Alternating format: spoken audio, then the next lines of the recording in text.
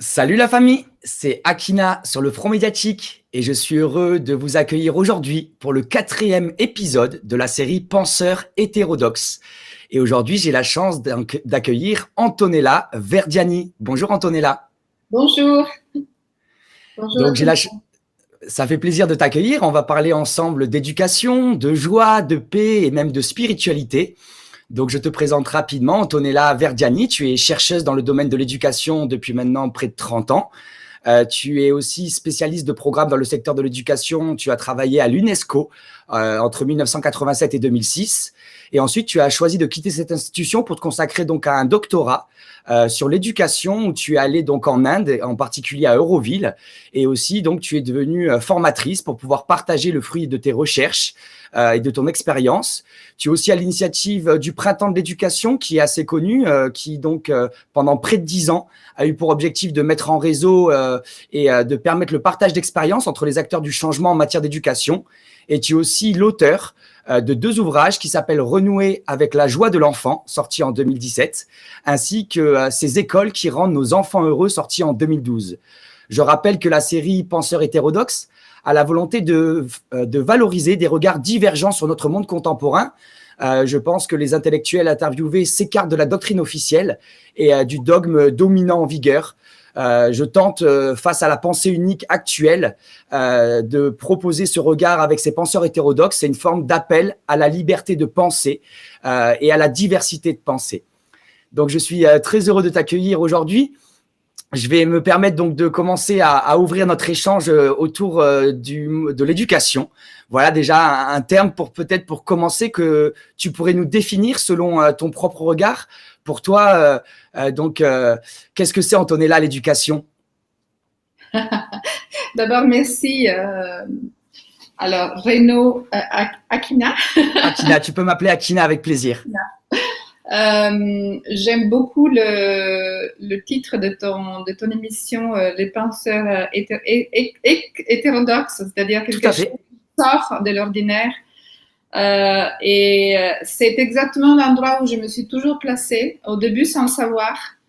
Maintenant, j'assume complètement. Et c'est quelque chose qui m'est même précieux. Tout dernièrement, on m'a demandé d'intégrer un comité d'une institution française assez importante. Et j'ai dit, lisez bien mon CV avant de m'inviter, parce que je ne peux pas être d'accord, tout le temps d'accord, avec la pensée unique, notamment en éducation. Et pour venir à ta question, qu'est-ce que c'est que l'éducation pour moi? D'abord, c'est un parcours. C'est quelque chose d'assez mobile, c'est un mouvement, c'est un processus qui peut être éventuellement ponctué par des diplômes, mais ça fait partie, toute cette question des diplômes, de l'obtention des diplômes est juste une partie du parcours. Et on peut très bien être éduqué et n'avoir aucun diplôme, aucune certification universitaire ou d'école. Donc, déjà, quand je disais ça, par exemple, à l'UNESCO, on me voyait un petit peu bizarre, parce qu'il y a aussi toute la partie non seulement du connaître, de la connaissance, mais aussi du savoir-être et du savoir-faire qui, pour moi, inclut le processus éducatif.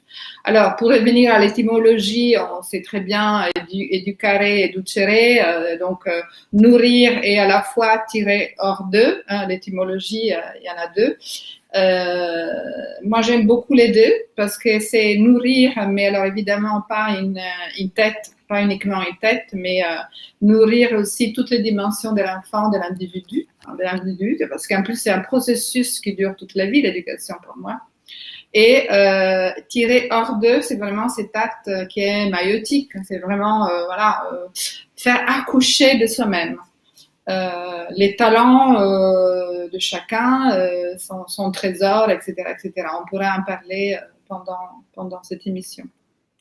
Tout à fait. Donc, l'éducation ne se résume pas uniquement aux connaissances telles qu'on peut les voir des fois d'une manière assez limitée avec des savoirs académiques. Hein. C'est aussi, comme tu disais, donc tout ce savoir-vivre. Et donc, aujourd'hui, est-ce que tu penses que l'école, enfin, on va parler en particulier de la France, hein, un pays dans lequel tu as vécu et dont la plupart des personnes qui nous écoutent sont français ou francophones. Est-ce que tu penses qu'aujourd'hui, l'école telle qu'on la connaît, l'école de la République, permet de nourrir l'enfant ou de nourrir l'être humain ou de tirer hors d'eux ces êtres humains dans ce chemin que tu décris éducatif? Ça ressemble à ce qu'on appelle une question rhétorique. Donc, non, je ne crois pas. Et à la fois. Alors, mais tout le monde n'est pas forcément d'accord avec toi. Hein. Non, je suis d'accord que tout le monde n'est pas d'accord. Donc, mais il y a quand même des chances des personnes qui écoutent cette émission qu'il y ait quand même un petit peu de vision un peu critique de l'éducation en France. Alors, j'ai passé plus longtemps de ma vie dans des pays francophones et en France qu'en Italie. Donc, mes enfants sont allés dans des écoles françaises. À un moment donné, surtout la dernière, elle en a eu marre, c'était pas possible. Et donc, mon parcours est aussi le parcours d'un parent qui a galéré pour trouver des écoles qui respectent les enfants. Alors, je fais un préambule. Je ne suis pas, et ça, je le disais tout le temps aussi, au sein du Printemps d'éducation, on en parlera tout à l'heure de cette association, et je continue à l'affirmer. Je pense qu'on doit avoir la liberté de pouvoir mettre ses enfants à l'école, y compris bien évidemment à l'école publique. Donc, et je crois qu'à l'éducation nationale, on fait beaucoup d'efforts, surtout au niveau individuel. Il y a beaucoup d'enseignants et d'enseignantes, de maîtres et de maîtresses qui cherchent à changer de l'intérieur. Voilà. Et donc, quand on veut, surtout au niveau primaire, il y a, je dis au niveau primaire parce qu'il y a un peu plus de liberté pédagogique. Quand on veut, on peut. Mais alors là, on entame un parcours du combattant, presque. Et je connais plein d'instituteurs qui ont essayé de faire changer d'abord leur propre classe, hein, et puis éventuellement aussi l'institution, enfin l'école, le collège, l'école où ils étaient. Et ils se sont beaucoup cassé la figure, où ils ont fait des burn-out, où ils ont eu besoin à un moment donné de se détacher de l'institution. Alors, et en même temps, il y a des passionnés. Il y a des gens qui disent, voilà, j'assume, c'est un combat et je change de l'intérieur. Le postulat, c'est presque un postulat, c'est le changement. Donc, ça veut dire que là, on est tous d'accord et je pense, moi, je suis complètement convaincue qu'il faut changer cette institution et qu'on peut le faire. Alors, mais là, il faudrait quand même faire faire un changement radical et changer complètement dès la racine tout, un peu comme ils ont fait en Finlande dans les années 70. Alors, voilà, on pourra en parler si tu veux, mais pourquoi en Finlande ça marche? Parce qu'à un moment donné, il y a eu une décision qui a été politique de changer le système. Et je ne crois pas aux réformes qui se succèdent l'une après l'autre. Hein. Je ne crois pas. Bon, bref. Mais c'est magnifique, je le confirme. J'ai aussi dans mon entourage pas mal de personnes qui sont dans l'éducation nationale et des institutrices en particulier qui tentent, comme tu le dis très bien, de faire changer les choses de l'intérieur. On peut aussi rappeler Céline Alvarez qui avait fait une expérimentation qui avait extraordinairement fonctionné dans le nord-ouest de la France. Et malheureusement, l'éducation nationale avait mis court à arrêter cette expérimentation qui donnait des résultats très encourageants. Et donc, pour toi, pour que l'école remplisse mieux sa mission, pour permettre à ces êtres humains qui arrivent dans ce monde d'être dans cette démarche de socialisation, de partage de la connaissance, quel devrait être le cadre qui permettrait à ces écoles d'offrir un environnement nourricier pour permettre à l'enfant et à l'être humain d'être dans cette démarche d'apprentissage? Alors, je dis toujours, hein, si on choisit l'école Parce qu'on peut très bien ne pas choisir l'école. Hein. Donc, quand je dis liberté pédagogique, pour moi, il y a aussi dedans cette liberté de ne pas mettre les enfants à l'école. Ça, c'est, donc, si on choisit l'école, je pense qu'on peut faire des choses merveilleuses à l'intérieur d'un cadre qui doit être le plus libre possible.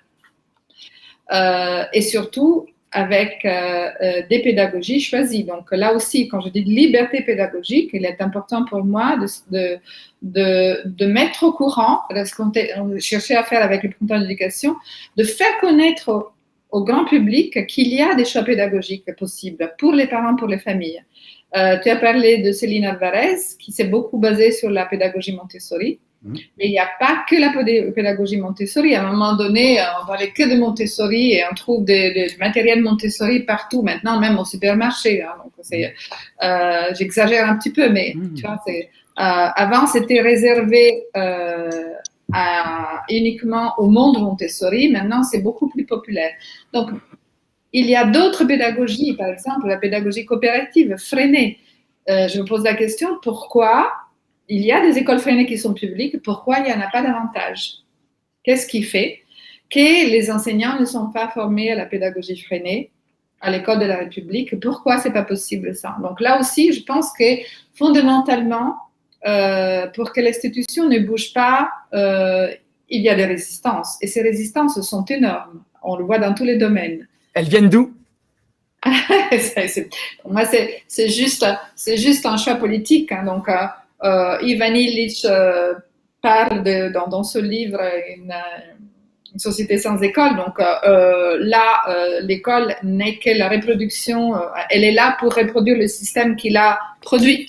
Donc, et elle fonctionne encore selon cette logique et cette vision qui était productiviste et basée sur la compétition, aussi sur le fait d'adresser très tôt les enfants vers des métiers qui servaient à l'État.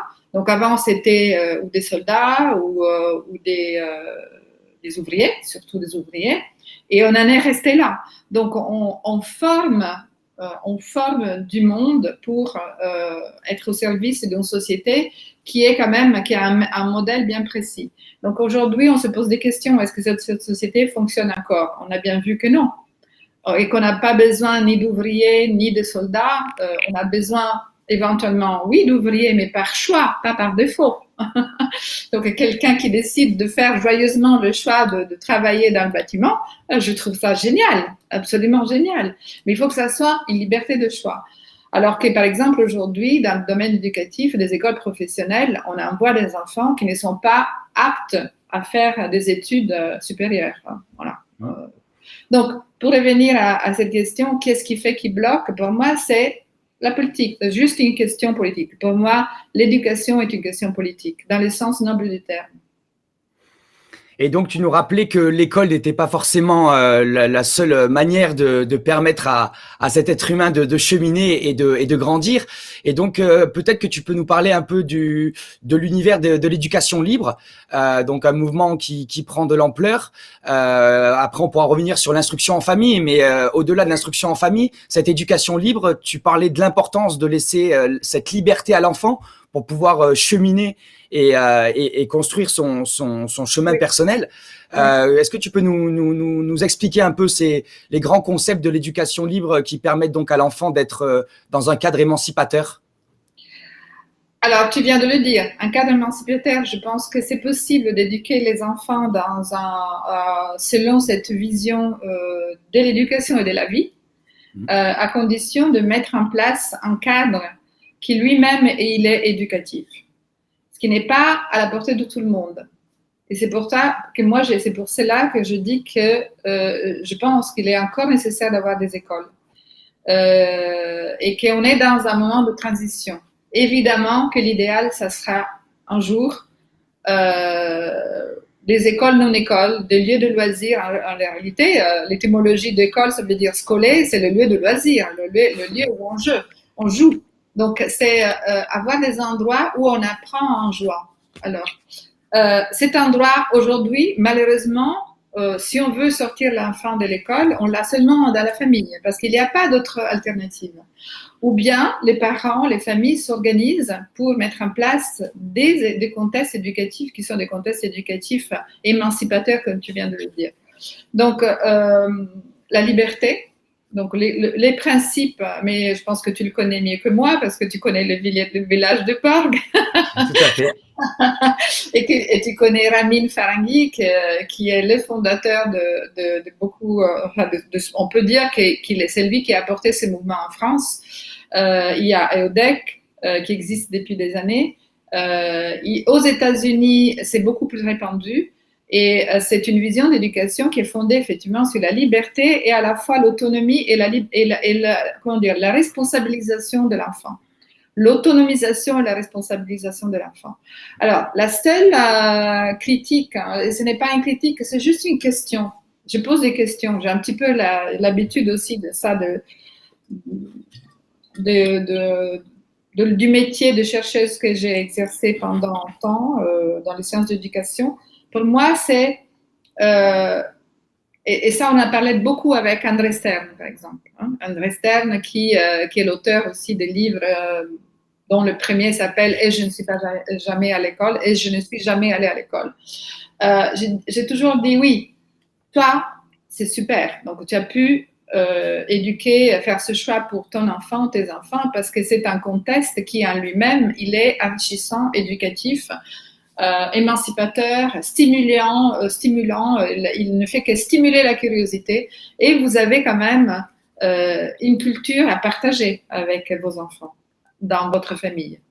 Ce n'est pas le cas de tout le monde.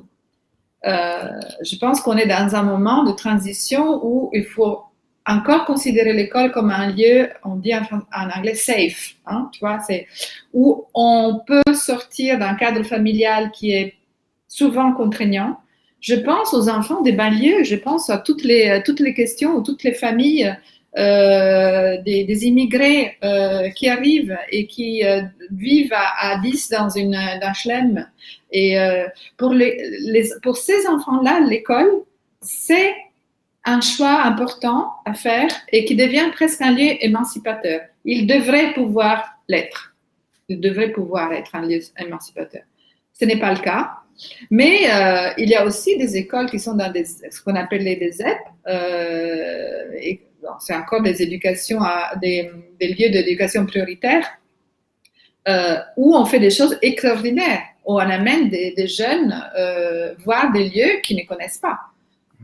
Je pense à des instituteurs, je pense à Philippe Nicolas, je ne sais pas, j'en parlais dans mon livre, je ne voulais pas être nommé dans mon livre en 2012, maintenant il est un peu partout, et il raconte, lui, dans ses livres, dont l'enseignant trappeur, qu'il amène ces jeunes de banlieue voir pour la première fois la haute montagne, ils n'ont jamais vu la neige. Voilà. Donc c'est important qu'il y ait quand même ces choix-là aujourd'hui. Ça fait, donc tu rappelles l'importance de stimuler la curiosité chez l'être humain. Là, on parle de l'enfant, mais tu le rappelais en introduction, l'éducation et l'apprentissage est quelque chose qui se fait tout au cours de la vie. Et donc, pour toi, pour moi déjà, pour parler, pour témoigner, et beaucoup me rejoignent dans ce témoignage-là, dans le système éducatif que j'ai fréquenté, l'école de la République, on apprend et on ne sait pas pourquoi on apprend. Et donc, c'est compliqué de donner de l'énergie, de la motivation, de l'attention pour apprendre quelque chose dont on ne voit pas l'intérêt, l'utilité. Et donc, en lien avec stimuler la curiosité, pour toi, quels sont les ingrédients pour pouvoir bien apprendre? Je reviens à cette question de la liberté. Vraiment, pour moi, le cadre, et c'est là toute la difficulté, pour moi, des écoles démocratiques, ce qu'on appelle les mouvements des écoles démocratiques, pour moi, c'est comment jongler entre le cadre, il doit y avoir un cadre d'accueil quand même, qui est bienveillant. Par exemple, pour les écoles démocratiques, puisqu'elles s'appellent écoles démocratiques, il y a encore le mot école. Si on fait le choix de non-école, c'est encore autre chose. Mais si on fait le choix de l'école démocratique, le cadre bienveillant, il doit être un cadre où on accueille effectivement l'enfant ou l'adolescent évidemment. On lui laisse la liberté d'expérimenter. Donc, c'est encore une fois ce jonglage entre la mise en place d'un cadre qui sécurise l'enfant dans tous les sens du terme, qui lui donne confiance, donc la confiance, c'est le maître mot, et avec la liberté. Et puis, effectivement, il y a des éléments qui peuvent être construits, hein, si on parle d'école, et donc dans des murs, il va y avoir des éléments, ça peut être des livres, ça peut être des jeux, ça peut être aussi des ordinateurs, ça peut être aussi faire la cuisine ensemble, qui donnent envie à l'enfant d'expérimenter par lui-même. Si on sort du cadre de l'école, et on parle par exemple de la nature, et alors là on a tout ce phénomène de forest school qui est assez impressionnant et qui prend de l'ampleur de plus en plus, c'est la nature qui devient enseignante. C'est la nature qui devient éducative, c'est la nature qui a sa place fondamentale. Et là, il n'y a pas le choix entre le lieu fermé et la nature. Non, on est dans un environnement naturel et on s'organise en conséquence de cet environnement naturel. Donc, dans les écoles démocratiques, alors si on parle des écoles à Paris, évidemment, on fait tout ce qu'on peut pour amener les enfants, les jeunes dans le parc à côté. On n'en est pas encore dans le choix de la forest school possible partout. Mais il y a de plus en plus des expériences là. Tout à fait. On a vraiment besoin de cette motivation aussi, donc intrinsèque de l'individu, hein, où personnellement, j'avais jamais forcément lu de livres jusqu'à mon baccalauréat, où je lisais pas les livres, je lisais les résumés sur Wikipédia. Et après, quand j'ai découvert ma passion pour tenter de comprendre des enjeux de notre époque, politiques, économiques, sociaux, j'ai eu un grand plaisir à lire des dizaines d'ouvrages dans la même année.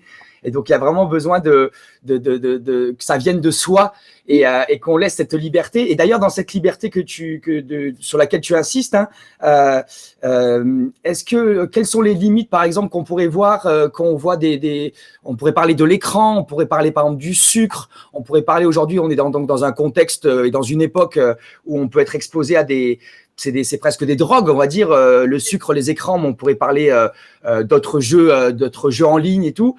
Comment tu parles de confiance, mais quelle est la position pour toi du parent ou du pédagogue face à ces outils ou à ces produits qui se consomment, qui sont aussi des formes de drogue en fait.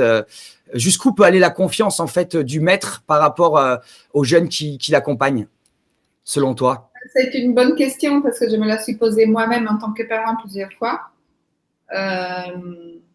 Évidemment, alors mes enfants maintenant sont grands, hein, la dernière elle a 24 ans. Et elle était accro à un moment donné à son portable. Quelque chose d'assez insupportable pour nous les parents. Et donc, on lui a donné le portable. Et on a tenté de mettre en place, de faire un contrat entre nous. Temps de visionnage de portable ou de l'ordinateur. Et puis donc, fixer un cadre. Fixer des règles communes qui, bien sûr, n'ont pas été respectées, jamais. Parce qu'effectivement, dès qu'elle pouvait, elle allait chercher le portable et la nuit, dans sa chambre, voilà. Évidemment. Donc, je n'ai pas des idées arrêtées sur ça. Je pense que chaque enfant a, qu'il faut trouver avec chaque enfant des solutions. Et elles sont à trouver ensemble. Alors, il y a des écoles démocratiques, je sais, parce que j'ai un peu suivi cette histoire, où on donne la totale liberté aux enfants de rester devant les écrans s'ils le veulent, tout leur temps. Parce que la logique est la suivante. Il va y avoir un moment où il va y avoir, comme tu as dit, comme tu as eu toi ton déclic pour la lecture, il va y avoir un moment qui est une prise de conscience de l'enfant qui dit à un moment donné, j'en peux plus, je veux voir qu'est-ce qui se passe dehors. Enfin, mais c'est très dangereux parce que ça devient une drogue et c'est très additif. C'est très, très additif. Donc, et la société, elle est construite pour que les drogues se perfectionne de plus en plus, y compris tout ce qui est la communication avec les médias, les réseaux sociaux, etc. Ça devient de plus en plus attrayant, ça devient de plus en plus appelant. Donc, quoi faire? Alors, je n'ai pas la réponse. Je pense que ce qui est très intéressant aujourd'hui, c'est ce qui se passe dans les écoles, par exemple, démocratiques, où on met en place des expérimentations. Donc, de la totale liberté au cadre et des règles décidées ensemble. Alors, pour moi, c'est très important, c'est qu'il y ait des décisions collectives le matin, comme c'est fait dans les écoles démocratiques. Dans d'autres écoles coopératives, on fait des cercles de parole et des prises de décision collectives. S'il y a des écrans, on décide ensemble, tous les enfants, combien de temps on a le droit de regarder ces écrans-là. Après, on peut faire le choix, effectivement, comme je le disais de donner la totale liberté. Alors, je connais un parent qui a fait ça avec son enfant, donc il a retiré de l'école. Et cet enfant n'avait aucun autre intérêt que passer son temps devant les ordinateurs. C'était à Auroville. Hein. D'accord. Et il a passé, je crois, 3 ans devant l'ordinateur. Et son père avait accepté de passer par cette expérience-là, qui a été très, très dure. Mais bon, il a été soutenu en famille par la mère de l'enfant, et donc ça y est. À un moment donné, cet enfant, il est sorti de l'enfance, il est devenu un adolescent extrêmement curieux. Le problème, c'est comme s'il lui manquait tout un pan de socialisation quelque part. Voilà.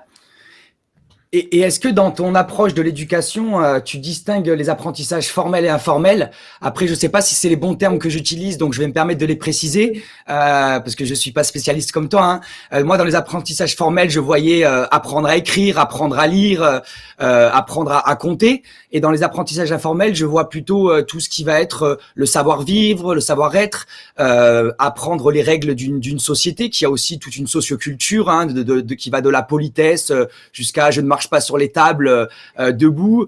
Et est-ce que dans cette liberté et dans ce cadre dont tu parles et dans ton approche, est-ce que tu distingues les apprentissages, voilà, plus on va dire formels au niveau compter, écrire, et le savoir-vivre? Parce que personnellement, j'habite dans un cadre où donc l'éducation libre est pratiquée et je l'observe parce que je la découvre au quotidien. J'ai pas forcément fait de recherche ou énormément étudié la question. Et des fois, cette distinction-là, je trouve qu'elle n'est pas forcément claire. Et ça m'intéressait de savoir ton point de vue. Est-ce que tu distingues, voilà, ces savoir-vivre, ces savoir-être pour vivre ensemble, parce qu'on fait société, donc on a besoin d'avoir des règles communes, et ces apprentissages qui sont plutôt, qui ont besoin d'une motivation intrinsèque, où j'apprendrai à compter, à écrire ou à parler le jour où j'en aurai besoin par rapport à mes passions, à mon parcours de vie et à ce qui m'attire. Ah oui, évidemment. Alors, c'est la question, c'est la question. Et c'est l'exemple que j'ai porté de ce parent qui a laissé la liberté à son fils de passer toute sa vie, enfin, si vous voulez, devant l'écran. Il s'est aussi posé la question, est-ce qu'il va être capable aussi de parler, parce que parler, c'est quand même un apprentissage, je veux dire. Parler de façon correcte, là, dans son cas, c'était l'anglais. Est-ce que d'articuler aussi une phrase de façon correcte? Et lui, la réponse qu'il me donnait, il va être capable de le faire à partir du moment où il aura besoin de ça. C'est ce qui est prôné par exemple, André Stern, par tous ceux qui font le choix, par exemple, de la non-école. Il va non seulement apprendre de façon beaucoup plus, enthousiaste. Utilisons le mot, parce qu'André parle beaucoup d'enthousiasme, mais beaucoup plus rapide. Beaucoup plus rapide. Donc, il n'aura pas besoin de suivre toutes ces étapes didactiques qui ont été mises en place pour qu'il y ait 30 élèves qui font la même chose au même moment de l'année et qui doivent avoir le même résultat. Donc, comment jongler entre ces apprentissages formels et le non formel. Je pense que le non formel peut nourrir le formel.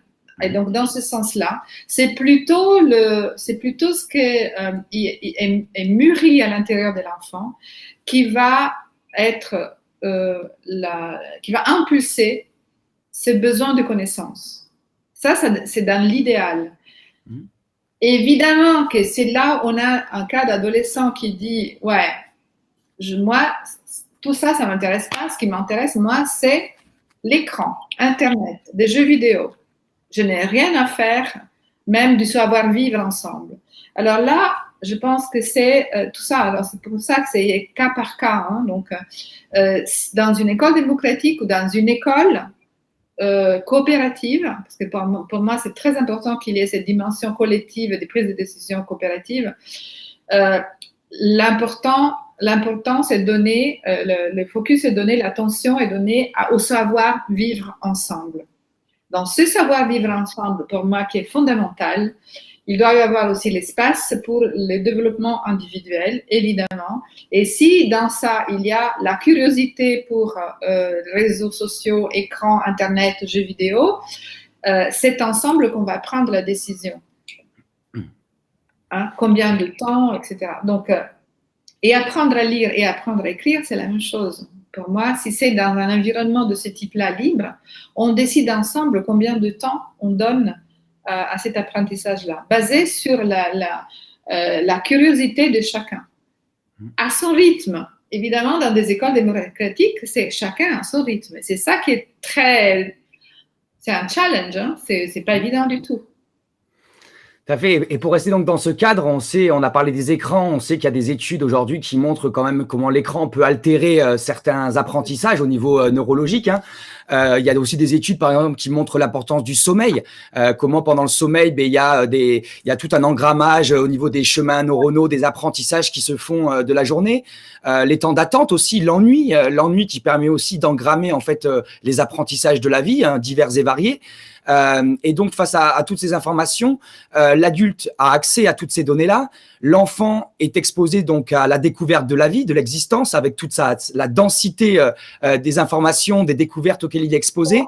Ouais. Et est-ce que la liberté et le manque de cadre ne peut pas être aussi un danger en surchargeant cognitivement ou émotionnellement ou en surchargeant en termes de questionnement l'enfant, et au final la somme des questions qui deviennent trop écrasantes pour lui peut le laisser un peu dépourvu face à la densité, d'où l'importance aussi des fois d'avoir quand même des référents qui ont 10, 20, 30 ans de plus et qui ont donc eu le temps de découvrir en fait la densité de l'existence humaine. Évidemment, évidemment. Donc, d'où l'importance d'avoir des adultes qui sont là pour animer, pour accompagner. Pour moi, l'importance de l'enseignant, elle est là. C'est-à-dire, si l'enseignant devient un accompagnateur, quand j'étais en Inde et j'ai observé des écoles d'éducation intégrale, on parlait d'enseignants comme gourou. Alors, en enlevant au mot gourou toute signification négative qu'on a donnée en Occident. Parce que gourou, ça veut dire, entre autres, c'est lui qui éclaire les ténèbres. C'est lui qui est passé avant toi, et donc avec une petite lanterne, à éclairer le chemin. Et qui donc peut t'accompagner dans ce chemin-là, sans prétendre aussi de te faire à ta place. Donc, s'il y a ce genre d'accompagnement, donc la liberté aussi de tâtonner, c'est freiner que parler du tâtonnement. Hein. Donc, on va essayer, on va expérimenter. Je pense que ça vaudrait aussi la peine aussi de faire comprendre à ces jeunes tout ce que tu viens de dire, mais aussi peut-être aussi par l'expérience, voir qu'est-ce qui se passe pendant une semaine où on est gavé d'écran et d'ordinateur et voir qu'est-ce qui se passe. Ça on peut aller jusqu'au bout, mais ça c'est l'adolescence aussi. Hein. C'est je vais jusqu'au bout, je vais parce que j'en ai besoin pour me défier, pour me mettre aussi en défi par rapport à l'existence elle-même. Et là, je viens on pourra en parler si tu veux, c'est mon dada actuel, c'est vraiment le rôle de la pédagogie initiatique, c'est-à-dire revenir aussi à tout ce qui pourrait avoir un rôle d'initiation pour les ados qui sont un manque de sens de l'existence. Et pourquoi ils vont chercher, il y en a qui vont chercher les drogues, pourquoi ils vont chercher l'ordinateur? Parce que c'est quelque chose qui les isole complètement d'un monde qui est devenu complètement agressif. Tout à fait. D'ailleurs, la dimension initiatique a énormément disparu de notre époque. Personnellement, je suis né en 86 et c'est vrai. Encore, je viens d'une famille catholique, donc il y avait certains rites, certaines initiations en termes de communion, mais ça restait assez folklorique. Et pourtant, on sait que la plupart des civilisations ou d'autres cultures ont au cœur de leur développement et du cheminement de l'individu ces initiations qui ont beaucoup d'importance. Ouais. Tu nous parlais d'éducation intégrale. C'est pas forcément un terme qui est connu ou forcément bien compris. Est-ce que tu peux nous développer un peu ce concept d'éducation intégrale, s'il te plaît? Oui, éducation intégrale n'est pas un terme très connu en France. C'est issu du yoga intégral qui est né en Inde, dans un ashram à Pondichéry, dans l'ashram de Sri Aurobindo et de sa compagne spirituelle qui était Mira Alfas à Biclamer. Et à un moment donné, j'ai découvert ça, mais j'ai découvert ça parce que j'ai découvert un endroit qui s'appelle Auroville, et au moment où j'étais à l'UNESCO.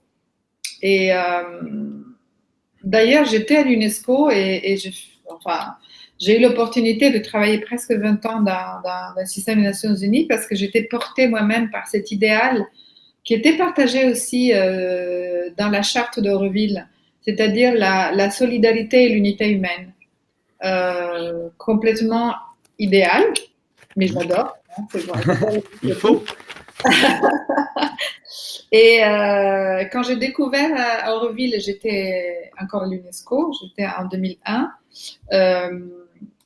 j'ai eu l'impression d'être dans un endroit où les gens vraiment mettaient la main à la pâte et plus que ça, vraiment dans la boue, parce que là, c'est avec les moussons et toute la difficulté de travailler dans un environnement hostile, pas du tout facile.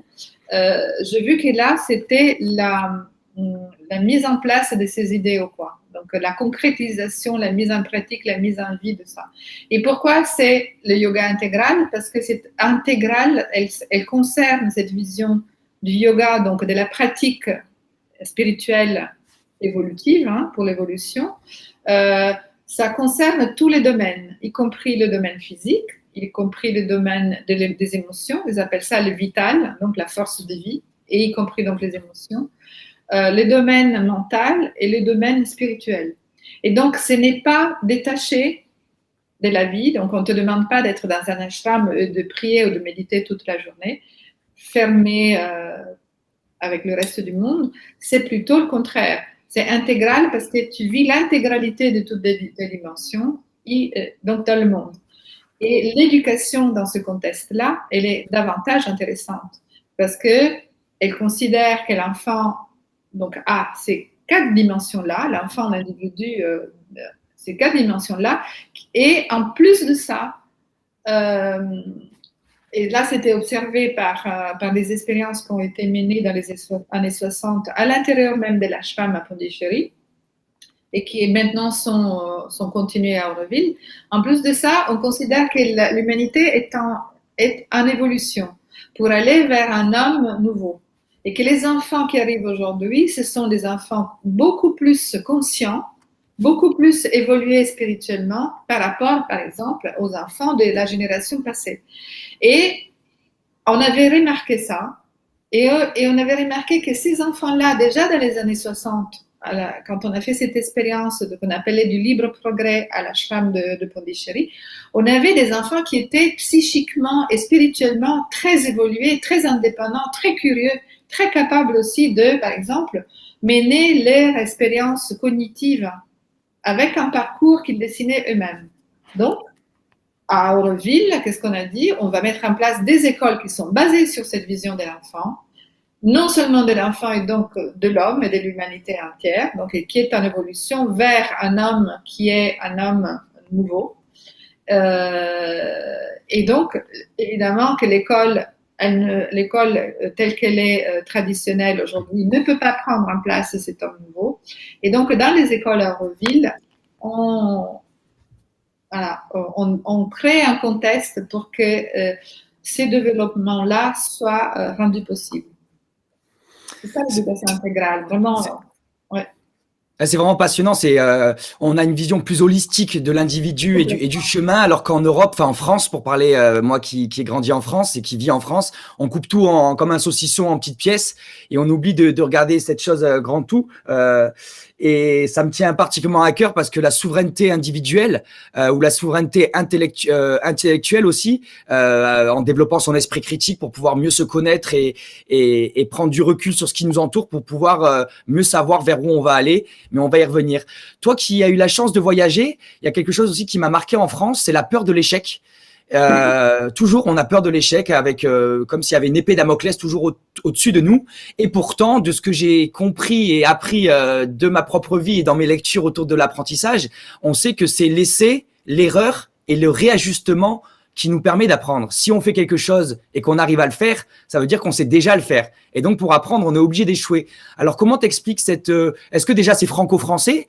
Toi qui as beaucoup voyagé dans le monde, est-ce que tu as pu voir des rapports à l'échec différents dans d'autres pays ou dans d'autres continents? Voilà, de savoir un peu sur… On va dire que le système français ressemble beaucoup à beaucoup de systèmes occidentaux, donc y compris dans des nations comme l'Italie ou l'Espagne ou le Portugal. On a cette vision éducative qui est donc basée sur cette vision qui est très ancienne. Hein, donc, ça vient de la révolution industrielle, donc basée sur la compétition, alors là, l'échec pour moi, ça rappelle aussi toute cette question de la réussite. Qu'est-ce que c'est que la réussite? Donc, on forme des enfants à devenir des adultes qui réussissent, mais c'est quoi réussir? Réussir dans la vie ou réussir sa vie? Donc, il y a une belle différence. Réussir dans la vie, c'est ce qu'on fait aujourd'hui dans les écoles françaises et non seulement, mais mettre en place des dispositifs, des mécanismes, des programmes pour qu'il y ait une progression dans les connaissances, pour accumuler des diplômes, pour réussir dans la vie et avoir un bon boulot, une belle maison, de plus en plus de reconnaissance aussi de cette réussite au niveau social. Et réussir sa vie, c'est plutôt quelque chose qui implique la dimension de l'être. Donc, finalement, on peut être éduquer et réussir sa vie et n'avoir aucun diplôme. Donc, ça. Et tout ça, c'est effectivement lié à cette question que tu viens d'évoquer de l'échec. L'échec, pour moi, j'ai plutôt parlé d'erreur. Et comme tu viens de le dire, l'erreur en soi, elle est pédagogique. Il faut se tromper. C'est absolument nécessaire de se tromper. Mais il faut se tromper et en même temps ne pas être condamné, jugé ou puni pour ça. Et donc, évidemment que dans une vision de compétition et dans une vision punitive où il y a celui qui sait, le maître, et celui qui ne sait pas, l'élève, donc l'erreur devient un échec. Moi, je fais un exemple que je porte souvent, c'est ma fille, parce que j'aime beaucoup aussi parler aussi de mon expérience en tant que parent. Hein, donc, et j'ai tâtonné, j'ai fait des erreurs. Je ne suis pas dans la non-violence active tout le temps. J'ai donné des baffes et je l'ai dit, j'ai demandé pardon. Donc et parce que je les ai reçus. Donc là, c'est encore autre chose. Donc, mais par exemple, cette question de l'échec, ma fille, qui allait dans un lycée pourtant qu'on avait choisi de façon très minutieuse, qui était un lycée sous contrat, mais qui suivait le programme d'éducation nationale, et en même temps, il y avait un projet d'établissement qui était super, quoi. C'était basé sur la coopération, etc. À un moment donné, elle se retrouve dans un contexte qui était devenu extrêmement compétitif, où l'enseignant de mathématiques faisait cours pour 4 ou 5 élèves dans une classe de 25. Le reste, les 20, ne comprenaient rien. Parce que lui, ce qui l'importait, s'il l'y intéressait, c'était de suivre le programme, de ne pas être en retard, d'avoir tout ce qu'il fallait pour progresser et arriver à la fin de l'année de dire j'ai fini le programme. C'est absurde. Et nous, en tant que parents et d'autres parents, sont allés lui parler pour lui demander de prendre en compte ces 20 élèves qui avaient des difficultés avec des degrés différents. Je parle de ma fille, elle, à un moment donné, elle a fait un blackout total, c'est-à-dire elle a commencé à penser, comme on lui disait, je suis nulle. Je suis nulle en mathématiques. Il n'y a pas un grand chemin après pour devenir je suis nulle, point. Et quand on a changé d'école et on a eu la chance, vraiment une grande chance de pouvoir la mettre dans un collège, dans une école qui elle-même, elle a choisi, c'est l'école de Krishnamurti à Brockwood en Angleterre. Là, on a eu une bourse d'études, c'était super, une chance incroyable. Quand elle est arrivée là dans un contexte assez libre, on lui a dit, bon, maintenant fais ton plan d'études. Elle avait 14 ans, elle a fait un plan d'études où il n'y avait pas les mathématiques. On lui a demandé pourquoi tu n'as pas mis les mathématiques. Parce qu'elle a dit, je suis tout le temps en échec, je suis nulle, je ne comprends rien. Et donc, ce qui s'est passé dans cette école, c'est qu'on a pris le temps, on lui a dit, OK, si tu ne veux pas faire les mathématiques, on respecte. Mais veux-tu? Alors là, arrive l'importance, le rôle de l'enseignant dans le sens de l'accompagnateur. Veux-tu qu'on essaye quelque chose de différent? Et de voir, d'abord, mettons de côté le fait que tu es tout le temps en échec et que tu es nul. Tu n'es pas en échec et tu n'es pas nul. Veux-tu qu'on essaye à faire quelque chose dès le début et qu'on t'explique? Voilà. À la fin, elle était hyper intéressée aux mathématiques. C'est devenu quelqu'un qui défiait son enseignant pour qu'on lui donne des problèmes à résoudre, des questions. Du coup, elle a repris. Alors, qu'est-ce qui est important pour moi là-dedans? Non seulement le fait, c'est important qu'elle a appris à résoudre des questions ou des problèmes mathématiques. Ce qui est important le plus, c'est qu'elle a retrouvé la confiance en soi. Pour ne pas avoir peur de l'échec et pour pas avoir peur d'apprendre, de découvrir et rester dans cette démarche de curiosité. Exactement. Et face à la liberté qui est quand même donc au cœur de cette nouvelle approche de l'apprentissage et de l'éducation, pour voir aussi potentiellement certaines limites et rassurer certains. Moi, dans les années 80-90, à l'époque où je suis né, on parlait déjà de l'enfant roi. Et est-ce que dans ces approches de liberté assez extrêmes, où quand même on donne une liberté à l'enfant quasiment aux antipodes de ce qui se faisait il y a un siècle, hein, avec une société où les parents, enfin, il y avait toute la violence éducative, toute l'autorité du père, et on était il y a 2-3 générations, c'était très éloigné de ce qu'on connaît. Qu'est-ce que tu pourrais nous dire pour rassurer potentiellement certains qui sont inquiets par cet enfant qui serait tellement en fait au centre de la famille, au centre des apprentissages, où en fait il prendrait une place qui est supérieure à ce qu'il est, parce qu'il fait partie de l'humanité, il est un parmi le nous. Et est-ce qu'il n'y a pas des dangers ou des travers possibles par rapport à ce regard-là? Bien sûr. C'est d'ailleurs une question qui revenait tout le temps dans mes conférences, et quand on était au printemps d'éducation, c'était vraiment une des questions qui était posée très souvent par les parents non seulement, mais aussi par les enseignants. Et je me souviens très bien de quelqu'un qui a dit, mais alors vous allez faire des enfants rois? Parce que moi je faisais tout le temps, et je fais tout le temps cette distinction entre le fait de mettre le savoir au centre, ce qu'on fait dans notre vision éducative traditionnelle, hein, les écoles de la République, hein, je ne dis pas seulement en France, mais partout, disons, beaucoup d'écoles en Europe et dans le monde occidental, on met le savoir au centre. Et puis, voilà, c'est le savoir qui est le roi là-dedans. Hein. Donc, et puis, bon, on galère pour devenir roi du savoir. Si on met l'enfant au centre, effectivement, le danger, peut-être ça aussi, de le transformer en roi. D'où l'importance, pour moi, c'est aussi de suivre tout un parcours qu'on peut appeler de développement personnel. Alors, ça peut faire hérisser les cheveux.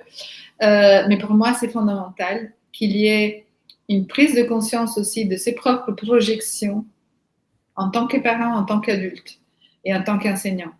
Je connais une école que je nomme parce que je trouve qu'ils font un travail formidable. C'est Living School.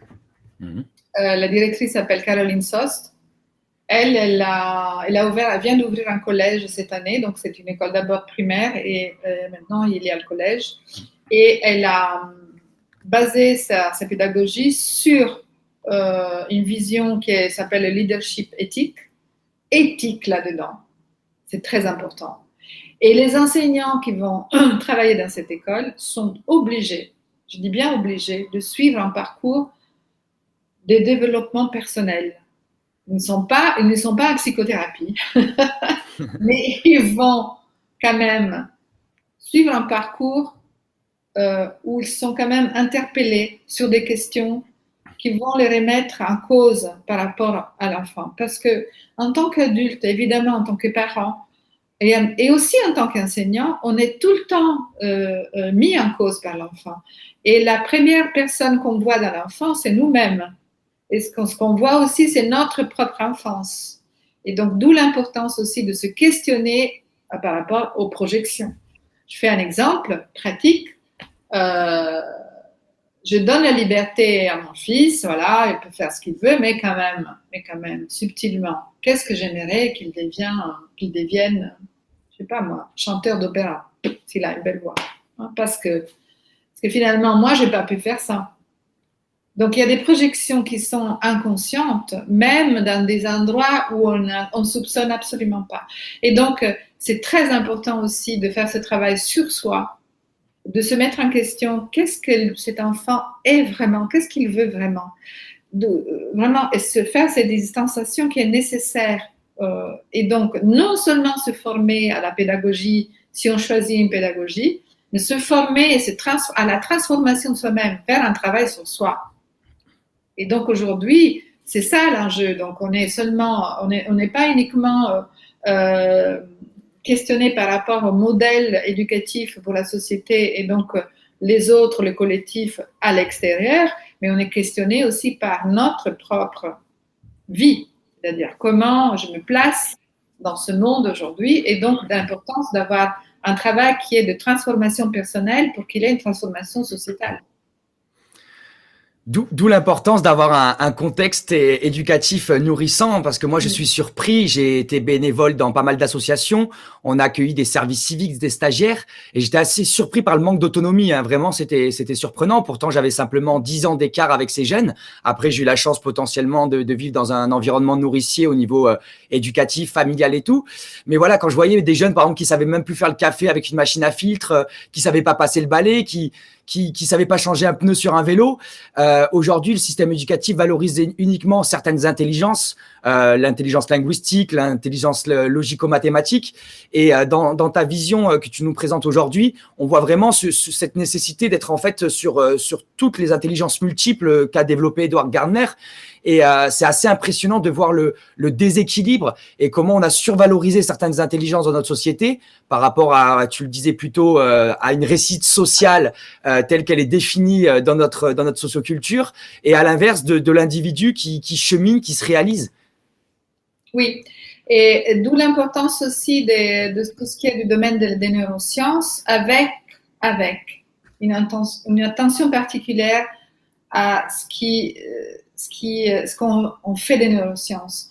Parce que les neurosciences vont subir la même manipulation de la méditation. Moi, je trouve qu'on médite de plus en plus pour devenir de plus en plus calme et donc productif dans les entreprises. Donc, on peut très bien manipuler et instrumentaliser les neurosciences dans le même sens. Donc, on développe des neurones, puis donc on démontre que le cerveau se développe d'une façon ou de l'autre. Et en même temps, c'est très important de le savoir, mais on n'est pas au service des neurosciences. Il n'y a pas que ça. Il y a tout le reste. Donc, Et sans parler des neurosciences aussi qui sont utilisées aujourd'hui. J'ai regardé une conférence récemment de l'école de guerre aux États-Unis où c'était des militaires qui parlaient comment la guerre du 21e siècle sera la guerre du cerveau et comment les neurosciences étaient aussi un axe de recherche pour le monde militaire ou le monde économique qui tente de bien comprendre, enfin de comprendre au mieux le fonctionnement humain comme la psychologie l'a fait pour le marketing et pour continuer une forme à voler la souveraineté des gens en connaissant mieux les gens qui se connaissent eux-mêmes. bien sûr. Et pour finir sur cette partie autour de l'éducation, évidemment, on transitionnera vers la joie juste après. Hein. C'était vraiment le cœur de notre échange aujourd'hui parce que pour moi, l'éducation est un axe pour pouvoir changer le monde. Et ben, il faut offrir aux jeunes de ce monde un cadre qui leur permette de devenir eux-mêmes. Est-ce qu'on peut finir un peu en essayant de faire un petit panorama de la dynamique qu'il y a en France ou ailleurs en termes d'éducation? Tu as été très active dans le printemps de l'éducation, je le rappelais en introduction. Donc pour toi, j'imagine la dynamique est plutôt positive. Comment tu vois l'avenir? Est-ce que tu vois une appétence aussi potentiellement des parents? Tu parlais des enseignants qui peuvent changer de l'intérieur de l'éducation nationale. On peut aussi parler des parents qui peuvent aussi influencer bien évidemment le monde éducatif en France. Donc est-ce que tu es plutôt optimiste par rapport à la dynamique globale sur 10-20 ans en France par rapport à toutes ces questions que tu abordes? Alors, je suis optimiste de nature, évidemment. euh, sur 10-20 ans, on va dire 20 ans, 20 ans, on va dire 20 ans, hein, changer la donne sur la base de ce qui se fait. Alors, je n'ai aucune idée en termes de timing, donc je ne peux pas prévoir. Parce qu'après, il y a des variantes inconnues, comme la crise Covid, etc., qui a tout bloqué, tout, hein. Donc, y compris le monde éducatif, hein, y compris les écoles, donc, qui ont été complètement bouleversées par ce fléau qui n'est pas le coronavirus, c'est la façon de gérer le coronavirus. Pour moi, c'est ça le fléau. Donc, il y a de plus en plus des prises de conscience d'adultes. Il y a de plus en plus d'enfants différents qui naissent, d'enfants qui naissent, qui grandissent et qui refusent et qui ont du mal et qui souffrent aussi dans le contexte éducatif actuel. Donc, je suis positive dans le sens que je pense que c'est un mouvement qui est en progression et en marche. Et ça va vraiment dans cette vision évolutive de l'homme vers sa place dans le monde et un monde qui est différent. Alors, différent, évidemment, qu'on passe par le pire en ce moment. Hein, donc, du point de vue climatique, du point de vue économique, enfin, je pense qu'on est vraiment dans le creux de la vague. Selon la vision hindouiste, on est dans la creux de la vague, mais on est aussi en train de faire ce mouvement-là. Donc, le Kali Yoga, donc on remonte. Je pense qu'on remonte, mais on traverse aussi. Et donc, ce qu'il y a de beau et passionnant, c'est qu'il y a quand même des choses qui se mettent en place de différentes. Et ça, je trouve que c'est assez formidable. Alors, il y a en France de plus en plus d'écoles nouvelles qui naissent. Tu pourras peut-être me dire mieux que moi parce que j'ai un petit peu perdu toutes les statistiques actuelles, mais je sais qu'il y a des écoles démocratiques qui naissent de plus en plus. Il y a eu, par exemple, par rapport à instruction en famille, un terme que j'aime pas trop parce que le mot instruction, moi, c'est trop. L'instruction en famille, donc, qui représente un beau segment de l'éducation, même très petit, mais il existe. Il y a un cours, une croisade pour que ce droit soit respecté. Donc, ça existe, ça démontre que ce mouvement existe et il est bien vivant. On passe par vraiment là, on est en train de se battre pour des droits. Pour des droits fondamentaux. Et donc, la liberté éducative en fait partie. Et donc, là, je suis très optimiste, mais aussi, je regarde ce qui se passe, c'est qu'on est dans un moment d'atteinte des libertés fondamentales. Ce qui n'empêche pas de continuer à expérimenter et de se battre pour que ces droits soient respectés et même élargis. Je trouve que c'est très bien faire plus. Donc, alors, en France, c'est ça. Disons qu'en Occident, c'est ça. On l'a vu aussi avec cette crise de Covid. On voit très bien ce qui se passe. et les écoles sont vraiment dans la tourmente. Avec la mise en place des programmes sur vidéo, enfin, derrière l'écran. Donc, ça, c'est pas le sujet aujourd'hui, mais je trouve que ça, il y a des aberrations incroyables. Le port du masque, c'est une aberration pour les petits. C'est complètement une aberration. Surtout que le cerveau a besoin d'oxygène pour pouvoir se développer et bien travailler. Exactement. On va pas Et prendre, d'énergie. voilà, je suis pas moi scientifique, mais je pense qu'il y a suffisamment de scientifiques et de médecins qui affirment que c'est quand même non seulement une aberration, mais c'est très dangereux pour les enfants. Tout à fait.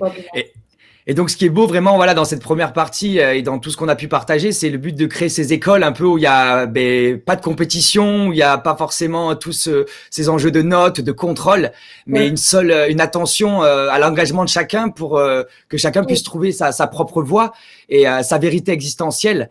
Et donc, ça me permet d'enchaîner sur quelque chose qui me marque et pour l'introduire autour de la joie. Ce qui me marque, c'est dans le métro à Toulouse, où je vois des êtres qui sont éteints.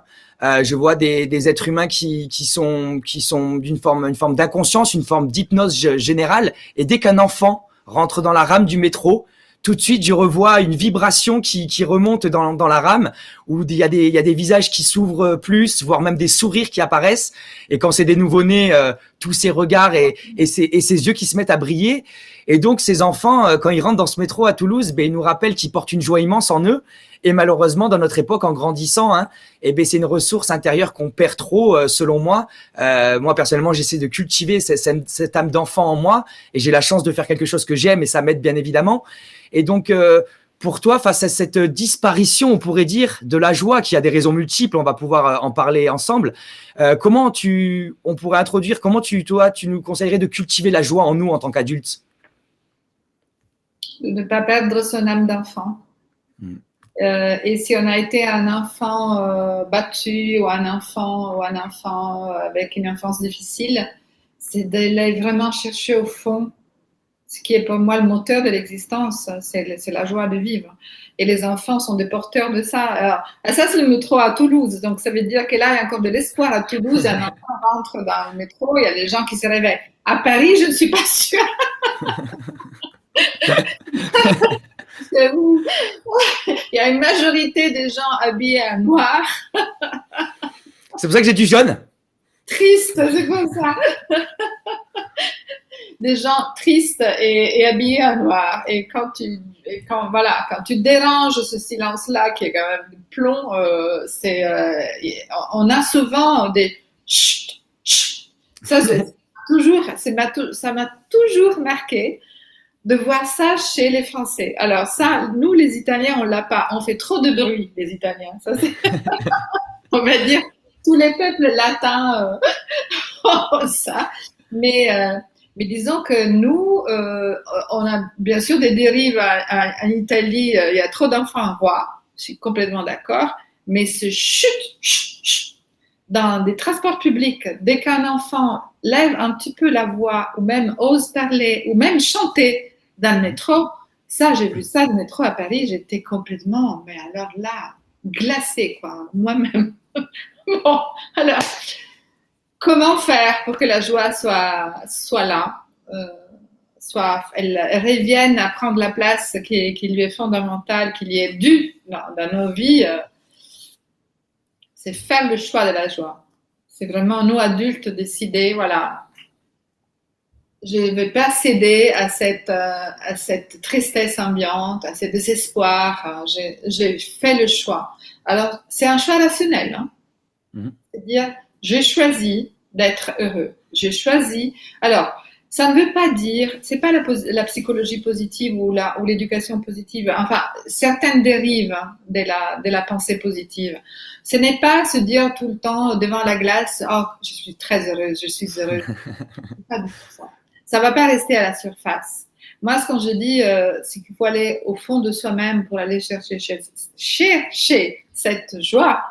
C'est vraiment un travail d'introspection et d'aller vraiment retrouver ces racines qui sont jamais perdues.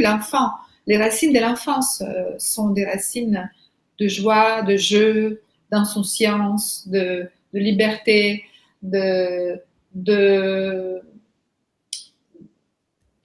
enfin, je ne voudrais pas trop m'avancer dans ça, mais je trouve que quand même, les règles, parfois, elles sont faites pour ne pas être observées. Donc, c'est, et je trouve que cette éducation, elle, elle fait tout pour que cette joie, elle se perde. Parce qu'on Il faut pas faire ça, il faut pas faire ci, il faut pas n'a faire pas le ça. droit. Tu n'as Toute notre enfance, chaque jour, des dizaines de fois, et même en tant qu'adulte, parfois, moi qui ai gardé en partie une âme d'enfant, des fois ça m'arrive de chanter, de danser ou de marcher comme ça dans la rue, et je passe pour un extraterrestre. Les gens me regardent, limite il y en a qui sortent leur smartphone pour me filmer parce que je suis joyeux dans la rue et que je chante sur mon vélo.